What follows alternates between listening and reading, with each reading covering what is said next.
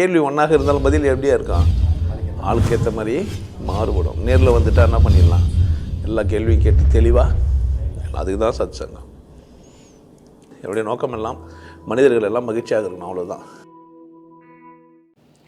புதுசாக குரு உருவாகிறதுன்றது ஒரு என்னை பொறுத்த வரைக்கும் பாவம்தான். குருன்றது எங்கேயோ ஒன்றை போய் கற்றுன்னு செய்கிறது இல்லை. மாஸ்டர் அப்படின்னு ஒருத்தர் இருக்கிறாரு. இப்போ குங்ஃபூ மாஸ்டர் இருக்கிறாரு, கராத்தே மாஸ்டர் இருக்கிறாரு, ஸ்விம்மிங் பூலில் ஒரு மாஸ்டர் இருக்கிறாரு, பாக்ஸிங்க்கு ஒரு மாஸ்டர் இருக்கிறாரு. அவர் என்ன பண்ணுறாரு, ஒரு இடத்துல போய் கற்றுக்கிறாரு, சில உத்திகளை கூட ஆட் பண்ணிக்கிறாரு, இல்லை வேறு ஏதோ ஒன்று செய்கிறாரு, மாடர்னாக கற்றுறாரு. இந்த குங்ஃபூலேயே மாடர்னாக என்ன பண்ணலாமான்னு பார்க்குறாரு. அப்படி தானே ஒரு தொழில் ரீதியாக இல்லது உடல் ரீதியாக இப்போல்லாம் நீங்கள் பார்த்துக்கிறீங்களே, இவங்கெல்லாம் மாஸ்டர் கேட்டகரிஸ், ஆசிரியர்கள், திருத்துறவங்க போகிறவங்க வரவங்கெல்லாம். குரு அப்படின்றவர் பாரம்பரியமானவர்லாம் கிடையாது. நிறைய பேர் பாரம்பரியம் நினச்சினுக்கிறீங்க, அதுவும் கிடையாது. பாரம்பரியம்னா இயேசுநாதர் பாரம்பரியத்துலேருந்துலாம் வரல, திடீர்னுட்டு வந்தவர் தான். நபின்னா கிடையாது, பாரம்பரியம் கிடையாது. நம்ம ஊர்லேயும் நிறைய கதைங்கள்லாம் சொல்லி வச்சிடறோம். வேசன் திடீர்னு வந்தவன் தான், மீன்காரியோட மகன், திடீர்னு வெட்டுக்கிறான். அவனுக்கு ஒரு பெரிய பாரம்பரியம்லாம் கிடையாது. ஆனால் சுகர் போகர்லாம் ஒரு மாதிரியான பாரம்பரியமானவங்க, சில பேர்லாம் பாரம்பரியமாகவும் இருக்கிறாங்க. ஆனால் மேக்சிமம் எப்படி இருக்கிறாங்க அப்படின்னா, ஒரு குரு அப்படின்னா தான் தோன்றி அவனுக்கு ஏதோ ஒன்று புரிய வருது, இந்த உலகத்தில் ஏதோ தப்பு இருக்குதுன்னு அவனுக்கு புரியுது, இதை திருத்தி இதை தான் பண்ண முடியும், சரி பண்ணணும்னு ஒன்று சொல்லிட்டு போகிறான்.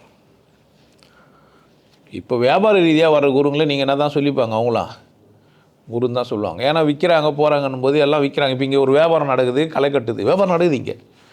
இங்கே என்ன நடக்குது, இங்கே ஒரு வியாபாரம் நடக்குது. நான் ஒரு வியாபாரியும் கூட தான், நான் இல்லைன்னுலாம் சொல்ல மாட்டேன். ஏன் அப்படின்னா, நான் உண்மையை விற்கிறேன். உண்மையை அடையிறதுக்கான பயிற்சியை நான் என்ன பண்ணுறேன், வியாபார பொருளாக மாற்றி வச்சுக்கிறேன். கடவுள் உண்மை ஒன்று தான், அது வெற்றிடம் சூன்யமாக இருக்குதுன்னு சொல்லிடுறேன், அவ்வளோதான். இதை தாண்டி ஒருத்தர் வர முடியாமல் அங்கேயே கூட தவிக்கிறாங்க. அதுவே அவங்களுக்கு பெரிய பரமாகிடுது. வீடியோ பார்த்து தெளிவாகிட்டோம் அப்படின்ற மாதிரியே ஆகிட்டாங்க. நிறைய பேருக்கு 10 வருஷம் 5 வருஷம்லாம் நான் வீடியோ பார்த்துங்கிறேன்லாம்லாங்கிறாங்க. ஏன்னா சிக்கல் பிரச்சனை வந்தால் தான் செவியை பார்க்கணுன்னே வராங்க, இல்லை வீடியோ மட்டுமே பார்த்து ரொம்ப கொண்டாட்டமாக வருவங்களாங்கிறாங்க. ஏன்னா இந்த மாதிரி ஒரு மனுஷன் பேசிக்கிற நல்லா இருக்குது, ஜாலியாக இருக்குதுன்ட்டு. எந்த ஆன்மீக குழுவில் இருந்தாலும், இல்லை எந்த மதத்தை பின்பற்றி இருந்தாலுமே என்னை பார்க்குறோங்கிறாங்க ரகசியமாக. இல்லை பார்த்துட்டு கண்டு காணாத மாதிரி பார்க்காத மாதிரி நச்சுக்கிறவங்களும் இருப்பாங்க. கணவனுக்கு தெரியாத மனைவி, மனைவிக்கு தெரியாத கணவன், அப்பாவுக்கு தெரியாத புள்ள ஒரு செக்ஸ் படம் பார்க்குற மாதிரி பார்க்குறவங்களாங்கிறாங்க. என்ன ஒரு ப்ளூ ஃபிலிம்லாம் பார்த்தா எப்படி இருக்குமோ அந்த மாதிரி பார்க்குறவங்களாங்கிறாங்க. சில பேர் திட்டுறதுக்கு கமெண்ட் எதிர்த்துக்கெல்லாம் பார்க்குறாங்க, திட்டுறதுக்கு கமெண்ட் எதிர்த்துக்கு பார்க்குறாங்க. சில பேர் பார்க்கவே இல்லை, வெறும் என்ன பண்ணுறாங்க, கமெண்ட் எழுதுறாங்க. அப்போ குரு உருவாகிறாங்களே, இதை பற்றி நீங்கள் என்ன நினைக்கிறீங்கன்னு கேட்டால், தான் தோன்றியாக ஒருத்தர் வரல, இப்போ புரியுது, பார்க்குறாரு, வியாபாரம் நல்லா நடக்குது, ஏன் இந்த வியாபாரத்தை நம்ம கையில் எடுக்கக்கூடாது. அப்போ நீங்கள் வாங்கிக்கிறவனு தான் விஷயமாக இருக்கணும். ஒரு மரத்தில் உண்டியில் கட்டிட்டு ஒரு மாண்டலமாக இருக்கிற ஒரு கல்லை வச்சிட்டா போதும். இந்த படம் ஒன்று வந்தது, மோகன் படம், ஃபஸ்ட்டு உதயகீதம். அந்த பிருந்தா தேட்டரில் ஃபஸ்ட்டு படம் அதான் நினைக்கிறேன். அந்த தேட்டர் ஓப்பன் பண்ணும்போது முதல்ல வந்த படம். அதில் ஒரு முதல்ல சைக்கிளில் போவார், அல்மா டிவி ஸ்விஃப்ட்டில் போவார், அல்மா காரில் போவார். ஒரு 10 இடத்துல உண்டி கட்டு, ஒரு உண்டிக்கு காசு போடுறதுக்கு ஆளுகிறாங்க. ஒரு உண்டிக்கு நல்லதே நடக்கும் சொல்லுன்னு தான் போதும், உங்களுக்கு பேசலாம் வேணாம், கையெல்லாம் அடி வச்சுன்னு கம்மனே இருந்துட்டு பைத்தியமாகி பச்சை துணிக்கு போட்டுனதாகவே உன்னை சாமியார் ஆகிடுவாங்க. பைத்தியமாகி தொப்பி போட்டு போனால் கூட போதும். ஆமாம், தொப்பி சாமியார், கோமன சாமியார், கல் கட்டின சாமியார், எச்சக்கலை சாமியார், அவர் மலத்தையே சாப்பிட்டுன்னு இருப்பார், அவர் ஒரு சாமியார். பைத்தியமாகி ட்ரெயினில் ரயில்வே ஸ்டேஷனில் ஓரமாக உட்காந்துக்கிறான், ஒருத்தான் அவனை சாமியார் ஆகிட்டுக்கிறாங்க.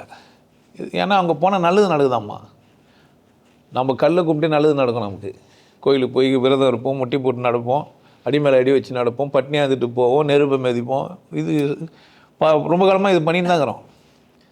அதனால் ஒருத்தர் குருன்னு சொன்னால் ஒன்றுன்னா இல்லை, பிரச்சனை ஈஸியாகவும் இருக்குது. ஆனால் என்னை சந்திச்சுட்டு சரியான ஒரு மனிதன் ஒரு குருவை போய் சந்திக்கிறான்னா அவன் கேட்குற கேள்விகள்லாம் பதில் சொல்ல முடியாது. பித்தலாட்டக்காரன் மட்டும்தான் பழைக்க முடியும், அதர்வைஸ் என்ன பண்ண முடியாது. அதுதான் வீடியோ போடுன்றேன் நான். ஒருத்தன் கூப்பிட்டு ஃபோன் பண்ணி பேசுகிற ஆள் ஒரு வீடியோ போட்டு பேசி கூப்பிடலாம் தானே. இப்படி ஒன்று இருக்குது. நான் தான் பகிரங்கமாக சொல்கிறேனே, நான் ஒரு முட்டாள் என்ன சொல்லலாம். அது அவங்களுக்கு அதிகாரம் இருக்குது. ஒரு கார்பெண்டரை நீ கூப்பிட்டு கதவு செய்ய சொன்னேன், சரியாக செய்யலாம் என்ன பண்ண நீ அங்கே ரிவ்யூவெல்லாம் எழுதலாம். இவன் இது முட்டாள்தனமானவன், சரியாக செய்ய மாட்டான், லாக்கு போட மாட்டாங்க, அம்மா இப்படி திறக்குது அப்படி திறக்கும், எதுவும் போய் வச்சா செவத்தில் கை இடிக்கும், ஹேண்டில் என்ன வச்சு நிற்பான், சரியாக வைக்க இப்படிலாம் சிந்திக்க தெரியாத ஒரு நாய் கார்பன்டர் ஆகிட்டுக்கிறான். இவங்ககிட்ட கதவு குத்து செஞ்சுட்டு அப்பப்போ கையை வச்சுக்கிறேன்னு யார் போடனா? பாதிக்கப்பட்டவங்க தானே. பின்னாடி பேசியாமல் பிரயோஜனம் இல்லையே. நேராகவே இன்றைக்கி என்ன வந்துச்சு, சமூக ஊடகங்கள்லாம் வந்துச்சு. இதில் கமாண்ட் எழுதி என்ன பிரச்சனை? தனியாக உன் சேனலில் வீடியோ போட நான் என்ன பண்ண முடியும்? ஒரு வீடியோ க்ரியேட் பண்ணி ஒரு சேனலில் போய் க்ரியேட் பண்ணி அதுமாதிரி சேனல்லாம் க்ரியேட் பண்ணி தந்திரங்கள்லாம் பண்ணி ஒன்றும் ஆகும் இல்லை. அங்கே தான் நிற்கிது. அது வளர்ந்தால் எனக்கும் ஒரு சந்தோஷம். 100 பேர் என்னை திட்டினா 2 பேர் பாராட்டுறதுக்கான சந்தர்ப்பம் வரும். அதில் குருக்கள் உருவாகிறது அப்படின்றத நீங்கள் தவிர்க்கவே முடியாது. எல்லாருக்குள்ளும் ஒரு ஆசை இருக்குது, பித்தியாருக்கு புத்தி சொல்லணுன்ட்டு. எல்லாருக்கும் ஃபுல்லாக அப்புன்னு சொல்லும். 18 வயசு ஆகிட்டு ஒரு குழந்த அப்பாவுக்கு புத்தி சொல்லலைன்னா அவன் வளரலன்னு அர்த்தம். என்னம்மா இருந்தாலும் இப்படி பேசிங்கிறான், எப்படி இவனை ஒத்துக்கினேன் சொல்லணும். அதோட வளர்ச்சியாக குருன்னு வச்சுங்கிறேன். நம்ம புத்தி சொல்லி ஜெயிச்சிட்டோடனே, அப்பாவை ஜெயிச்சிட்டோடனே, அம்மாவை ஜெயிச்சிட்டோடனே, சுற்றிக்கிறவங்களை யாருன்னு ஒருத்தர் சொல்லணுன்னே நமக்கு அறிவு வந்துச்சு, நமக்கு புரிஞ்சிருச்சு. மற்றவங்களாம் என்ன ஆகிட்டாங்க, முட்டாளாகிறாங்க. நான் என்ன பண்ணலாம், சொல்லலாம். இந்த இடம் அது இல்லைங்க, அந்த மாதிரி சொல்கிற இடம் கிடையாது. தண்டனை உண்டு. ஏமாத்தினா என்ன உண்டு? தண்டனை உண்டு. பனிஷபிள். வெளியே தெரியாது. அப்படியே அழகாக வந்து உட்காந்துக்கலாம், உள்ளே சொஞ்சு நிற்கணும், அப்படியே நெளிஞ்சு நிற்கணும். கம்ஃபர்டபிலிட்டி இருக்காது, படுத்தா தூக்கம் வராது. 10 பேர் ஏமாற்றிட்டு நீங்கள் என்ன பண்ண முடியாது? ஒரு 10 ரூபாய் கடைக்காரன் கொடுத்துட்டா வாங்கிட்டு வந்துட்டீங்கன்னாவே உங்களால் தூங்க முடியாது. உங்கள் மனம் அவ்வளோ விசேஷமானது. யாரை ஏமாத்துறீங்க? ஃபஸ்ட்டு நீங்கள் உன்னை தான் ஏமாற்றிட்டு தான் நீ வெளியே வரணும். ஒரு மனிதன் தன்னை ஜெயிச்சுட்டு வெளியே வர்றதுக்கும் தன்னை ஏமாற்றிட்டு வெளியே வர்றதுக்கும் வித்தியாசம் இருக்குது. தொழில் ரீதியாக நீங்கள் அதெல்லாம் தப்பு இல்லை. ஒரு பாக்ஸிங் கற்றுறதோ போகிறதோ, இல்லை தியானம் கூட யோகா சொல்லித்தரேன், இந்த கை காலை வளைக்கிறேன், எக்ஸசைஸ் பண்ணுறேன், தப்பு இல்லை. நான் ஒரு புதுசாக ஒன்று சொல்லி கொடுத்துக்கிறேன், கையை இப்படி வச்சுக்கோ, காலை இப்படி வச்சுக்கோ. கடவுள் விஷயத்தில் என்ன பண்ணக்கூடாது? விளையாடக்கூடாது. ஏற்கனவே விளையாடினவனுக்கெல்லாம் தண்டனை உண்டு. ஏன் வந்தவங்களாம் செத்து போனான், ஏன் பிரச்சனையோடு இருந்தான்னா அவன் உண்மை இல்லை. அதனால் நீங்கள் உண்மையானவராக இருந்தால், நீங்கள் போய் கேள்வி கேட்க தகுதி இல்லாதவராக இருந்தால் பாவம் தான். அதர்வைஸ் உங்கள் இஷ்டம். இங்கே முழு சுதந்திரம் இருக்குது. நீங்கள் எந்த சாப்பாடுனா சாப்பிட்டுக்கலாம். இன்றைக்கி பிரியாணி எங்கன்னா ஆன்மீக கிளாஸில் போய் mutton biryani, chicken biryani, beef பிரியாணிலாம் கேள்விப்படுவீங்களா? கஷ்டம். உங்களை முட்டாளாக்கி வச்சுக்கிறானுங்க. நெளியாத, உட்காராத, இந்த ட்ரெஸ்ஸு போடாத, அழகாக இருக்காத, சிரிக்காத, பேசாத. எப்படி தான் இருக்கணும்? இப்படி தான் இருக்கணும். சத்தமாக பேசினா ஆன்மீகவாதி இல்லை. நான் மட்டும்தான் ஓத்தா பேசி ஆன்மீகவாதி. நிறைய பேர் அதிர்ந்து பேசக்கூடாது. கனி இருக்க காய் அப்படின்றதெல்லாம். தேங்காய் தான் சாப்பிட முடியும், தேங்காய் கனியாகவே ஆகாது. கனி இருப்ப காய் கட்டுருந்தால் அந்த மனிதன் திருக்குறளுக்கு அவர் என்ன சொல்கிறாரு, விசேஷமான வார்த்தைகள்லாம் இருக்கும்போதுன்னு. இந்த வார்த்தையும் விசேஷமானது தான். எந்த வார்த்தையா? தமிழ் இருக்கிற அத்தனை வார்த்தை என்ன தான்? எங்கே கனி இருக்குது? எல்லாமே காய் தான். கத்திரிக்காய் போடுவாங்களா, கத்திரிக்காய் பழத்தை போடுவாங்களா? தக்காளி வேணால் பழத்தை போடலாம், ஆனால் கத்திரிக்காய் எப்படி தான் இருக்குண்ணா? வெண்டைக்காய் பிஞ்சில் தான் இருக்கணும். வெண்டைக்காய் எப்படி தான் இருக்குண்ணா?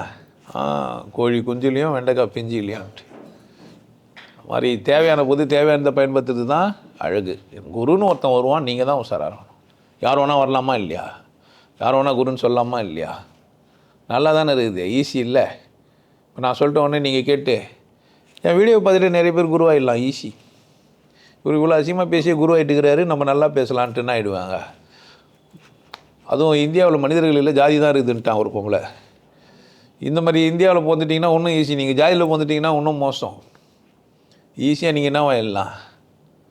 ஆமாயா, ஜாதி கூட்டம் பின்னாடி ஒரு வந்துடும். நீ ஒரு ஜாதின்னு தெரிஞ்சிச்சானா அந்த ஜாதி கூட்டம் என்ன பண்ணுவோம், பின்னாடியே வந்துடும். அந்த மாதிரி ஜாதி கூட்டம்லாம் இருக்குது. ஜாதிக்காக குருவாகிறது, இந்த மாதிரிலாம் நிறைய பேர் இருப்பாங்க. அதனால் எனக்கு அதில் ஒரு பிரச்சனையும் கிடையாது. யார் ஒன்றா குருவாகிறது ஒன்றும் தப்பு இல்லை. மாணவனாக ஆர்வம்னு தான் பிரச்சனை. பேச்சு கேட்டு போறியே, கேள்வி கேட்டியான்னு கேட்டேன் நான். நான் உனக்கு சத்தங்க நத்தி காட்டுறேன் தானே, வா உட்காரு கேள்வி கேளுன்னேன். இதை யாருன்னா கற்றுனாங்களா? யாருன்னா புது குரு ஆனாங்க? உனக்கு அதுமாதிரி சத்தங்க நத்தி உட்கார வச்சு கேள்வி கேளுன்னு சொன்னாங்களா? சொன்னால் சொல்லு, நான் வரேன் அங்கே கேட்கட்டும். கேள்வி கூட யாருன்னா எழுதி கொடுத்துட்டு அவங்க தான் பேசிக்கணும். நல்லா பார்த்துக்கோங்க. சும்மானா கேள்வி கேட்குற உரிமை இல்லாததுல நீ என்ன பண்ண முடியாது. ஒரு பாக்ஸிங் கற்றுக்கு போனால் கேட்க மாட்டியா? அவர் கற்றுருவாரா இல்லையா? கற்றுருவாரா இல்லையா? கற்றுருவார். கையை இப்படி வை. அவர் உங்களை கூட சண்டை போடுவார். ஸ்விம்மிங் பூல் போனால் அவர் என்ன பண்ணுவார்? உன்னை கூட தண்ணியில் இறங்கி நீந்துவார். இப்படித்தானே அவங்களாம் அப்படி தானே சேர்த்து சொல்லி கொடுத்தாங்க.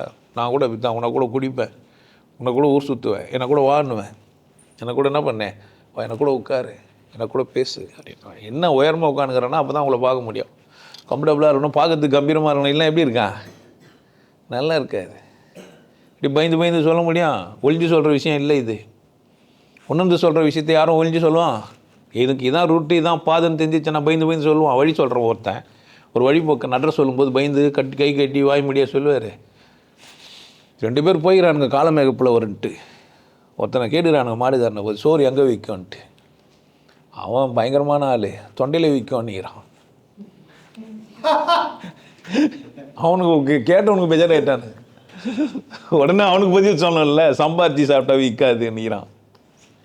சம்பாரிச்சு சாப்பிட்டா விற்காதுன்னுக்கிறான். நீ ஊர் போய் சேர மாட்டேன்ட்டுக்கிறான் அவன். ஏன் உனக்கு சம்பாதிக்கவே தெரியாது, ஊர் போய் சேர மாட்டேடான்னா. குருடனும் மொண்டி மேலே உட்காந்து வைப்பான். குருடன் நடப்பான். இந்த காலமேகப்புலவர்கள்னு ஒரு கதை இது. தொண்டை நாட சொன்னான் அவன். இவன் தொண்டையை அர்த்தம் பண்ணிக்கினான். அர்த்தம் பண்ணியது இல்லாமல் எதிர்பதில் சொல்கிறான்னா என்ன? சம்பாரிச்சு ரெண்டு வரணும்ல. சம்பா அரிசிக்குது இல்லை, அது விற்காது. சம்பாரிச்சு சாப்பிட்டாலும் விற்காது. அது மாதிரி விளையாடிக்கிறானுங்க வார்த்தையை விளையாடலான்னு தெரிஞ்சிச்சேன்னா யார் வேணால் குருவாயிடலாம். இதில் இன்னொரு பக்கம் இருக்குது. அதனால் என் 2 வீடியோ பார்த்துட்டு குருவாயிடு ஈஸி. உட்காந்துன்னு சொன்னேன் தான் பாரு, நான் பார்க்குறேன்னு போய் இதோ தெரிந்து பாரு, ஒன்றிச்சு கதை ஜெயிச்சிடலாம். அது மாதிரி யாரெல்லாம் பார்த்துட்டேன் நான். தெரிந்து உனக்கு தெரியல, உனக்கு வேலை வந்துச்சு. தமாஸ் தான், உசாராக இருக்க. உங்களுக்கு எல்லாருக்கும் ஒரு விஷயம் சொல்கிறேன். ஆனந்த வாழ்வு அப்படின்ற ஒரு கோர்ஸ் யூடியூப்பில் போட்டு வச்சுக்கோங்க. Happy life course. நீங்கள் மெம்பர் ஆனீங்கன்னா ஆனந்த வாழ்வு கோர்ஸை நேரடியாக நீங்கள் யூடியூப்பில் பார்க்கலாம். ஃபேமிலியாக டிவியில் போட்டு என்ன பண்ணலாம், எல்லாரும் ஃபேமிலியாக போட்டு பார்க்கலாம். ஒருத்தர் தான் சப்ஸ்கிரைப் பண்ணீங்க, 5 பேர் 6 பேர் என்ன பண்ணலாம், நீங்கள் அதை பார்க்கலாம். வாய்ப்பு பயன்படுத்திக்க. நல்லா இருங்க, சிறப்பாக இருங்க, கொண்டாட்டமாக இருங்க. உங்களை நீங்கள் மதிப்பு மிகுந்தவராக மாற்றுறது உங்கள் கையில் தான் இருக்குது. நல்லா இருங்க. நான் ஒரு வாய்ப்பு, என்னை பயன்படுத்திக்கலாம். நல்லது.